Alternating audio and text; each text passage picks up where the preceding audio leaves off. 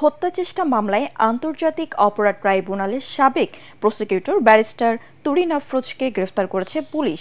রাতে উত্তরায় বাসায় অভিযান চালিয়ে তাকে গ্রেফতার করে উত্তরা পশ্চিম থানা পুলিশ। গোপন সংবাদের ভিত্তিতে ওসি হাফিজুর রহমানের নেতৃত্বে এই নারী আইনজীবীকে গ্রেফতারের পাশাপাশি জব্দ করা হয় তার ব্যবহৃত মোবাইল ফোন ও ল্যাপটপ।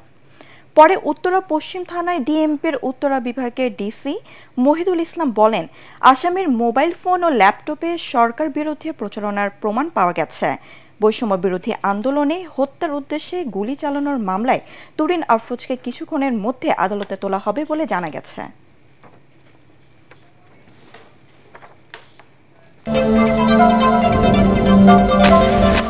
সিলেট সহ দেশের বিভিন্ন শহরের দোকান ও ব্যবসা প্রতিষ্ঠানে ভাঙচুরের ঘটনায় জড়িত ৪৯ জনকে গ্রেফতার করেছে পুলিশ। সকালে পুলিশ সদর দফতর থেকে এই তথ্য জানানো হয়েছে। সিলেটের বিভিন্ন ব্যবসা প্রতিষ্ঠানে হামলা, ভাঙচুর ও লুটপাটের ঘটনায় এ পর্যন্ত ১৪ জনকে গ্রেফতার করেছে পুলিশ। সোমবার গভীর রাত পর্যন্ত অভিযানে তাদের গ্রেফতার করা হয়। এদিকে গাজীপুরে কয়েকটি রেস্তোরাঁ, বাটার সহ কিছু ব্যবসা প্রতিষ্ঠানে ভাঙচুরে লুটপাটের ঘটনায় ৪ জনকে গ্রেফতার করা হয়েছে। তাদের থানা পুলিশের হেফাজতে রাখা হয়েছে। এর আগে গতকাল দেশবাসী গাজায় ইসরায়েলি আগ্রাসন বিরোধী বিক্ষোভের সময় সিলেট, চট্টগ্রাম, কক্সবাজার, খুলনা, গাজীপুর ও বগুড়া সহ দেশের কয়েকটি শহরে বাটা শোরুমে ও কয়েকটি রেস্তোরাঁ সহ বিভিন্ন ব্যবসা প্রতিষ্ঠানে ভাঙচুর ও লুটপাটের ঘটনা ঘটে। ওয়ালটন আবারও মিলিয়নিয়ার অফারে ওয়ালটন ফ্রিজ কিনে আপনিও হয়ে যেতে পারেন মিলিয়নিয়ার। চলতি মাসের মাঝামাঝি সময়ে বাংলাদেশ সফরে আসছেন যুক্তরাষ্ট্রের পররাষ্ট্র দফতরের ২ জ্যেষ্ঠ কর্মকর্তা। তারা আলাদাভাবে আসবেন ও দুটি ভিন্ন ভিন্ন দলে প্রতিনিধিত্ব করবেন।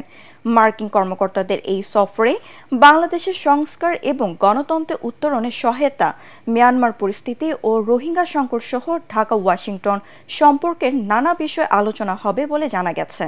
১৫ এপ্রিল ৪ দিনের সফরে ঢাকায় আসবেন দক্ষিণ ও মধ্য এশিয়া বিষয়ক উপসহকারী পররাষ্ট্রমন্ত্রী নিকোল চলিক। পরদিন ১৬ এপ্রিল আসবেন মার্কিন পররাষ্ট্র দফতরের পূর্ব এশিয়া ও প্রশান্ত মহাসাগরীয় অঞ্চল বিষয়ক উপসহকারী পররাষ্ট্রমন্ত্রী অ্যান্ড্রু হেরাব। তার সফরসঙ্গী হিসেবে মিয়ানমারে নিযুক্ত ভারপ্রাপ্ত মার্কিন রাষ্ট্রদূত সুসান স্টিভেনসনেরও যোগ দেওয়ার কথা রয়েছে। প্রতিনিধি দল দুটি বিএনপি, জামাত ইসলামী সহ অন্যান্য রাজনৈতিক দলগুলোর নেতা এবং নাগরিক সমাজের প্রতিনিধিদের সঙ্গে মত বিনিময় করবেন বলে জানা গেছে।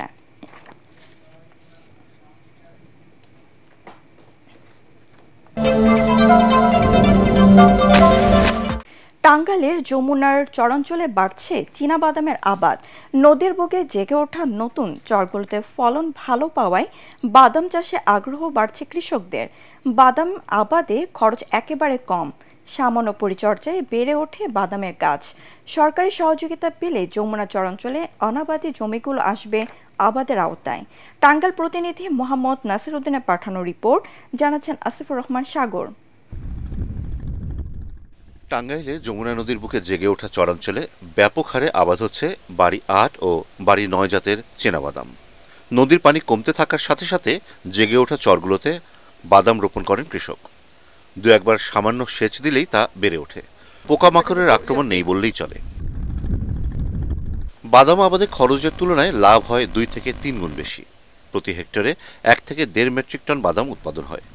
এসব বাদাম বাজারে প্রতিমন ৩,০০০ থেকে ৩,৫০০ টাকা দরে বিক্রি হয়। আমাদের যে সম্প্রসারণ স্যারেরা এই জমি পরিদর্শন করে যেভাবে দেখছে, দেখার পরে বলছে এখানে বাড়ি বাদাম আবাদের জন্য উপযোগী।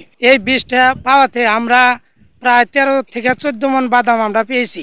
বাংলাদেশ কৃষি গবেষণা ইনস্টিটিউটের বিজ্ঞানীরা সারা দেশে নদীর চরাঞ্চল ও পরিত্যক্ত জমিগুলোতে এসব বাদাম আবাদের আওতায় আনার জন্য কাজ করে যাচ্ছে।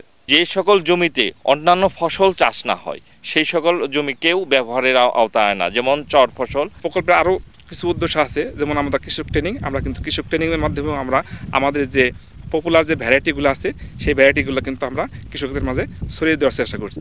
টাঙ্গাইলের মাঠ পর্যায়ে বাদাম চাষ ছড়িয়ে দিতে কাজ করে যাচ্ছে বাংলাদেশ কৃষি গবেষণা ইনস্টিটিউটের সরেজমিন গবেষণা বিভাগ। কোয়ালিটি বীজ উৎপাদনের জন্য যতগুলো প্রযুক্তি নেওয়া দরকার সবগুলো আমরা এখানে প্রয়োগ করেছি। সময় মতো ওষুধ প্রয়োগ এবং নিড়ানি দেওয়া, সার প্রয়োগ, সেচ প্রয়োগ সবকিছু উৎপাদন দেওয়াতে আমাদের এখানে ফলন ভালো হবে। ভিটামিন, অ্যান্টিঅক্সিডেন্ট, কার্বোহাইড্রেট, প্রোটিন সহ নানা উপাদান রয়েছে বাদামে, যা মানবদেহে রোগ প্রতিরোধে গুরুত্বপূর্ণ ভূমিকা রাখে। এসব বাদামের আবাদ সারা দেশে ছড়িয়ে দিতে পারলে কৃষক লাভবান হওয়ার পাশাপাশি পুষ্টির চাহিদাও পূরণ হবে, এমনটাই মনে করছেন সংশ্লিষ্টরা।